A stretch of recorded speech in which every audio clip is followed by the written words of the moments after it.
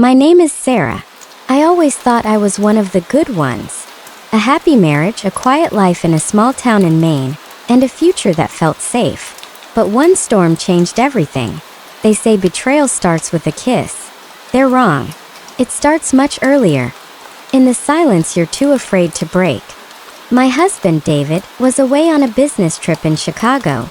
His best friend, Mark, was supposed to just drop off some papers. But the roads were washed out, and the power went out across the county. Mark ended up staying in our guest room. Mark had always been the third wheel in our lives. He'd known David since they were kids, and he'd known me since our very first date.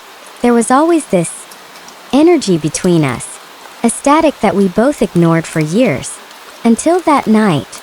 We sat in the kitchen, the only light coming from the fireplace. We talked about things you don't usually share with friends. Unfulfilled dreams, the loneliness that creeps in even when you're not alone. Mark was sitting closer than usual. I could smell his cologne, cedar and rain. When I reached for a fallen napkin, our hands brushed. We didn't move. Time didn't just slow down, it stopped. That's the dangerous space they don't warn you about in books. He didn't say a word. He just looked at me like he was seeing the parts of me I kept hidden from everyone else. When his lips finally touched mine, I forgot my husband's name for a heartbeat. It wasn't like the movies. It wasn't passionate, it was desperate. We sat there until dawn, holding hands in the dark, realizing we had dismantled my entire life without ever leaving those chairs. We crossed a line you can't uncross. By morning, the storm had cleared. Mark left before David got home.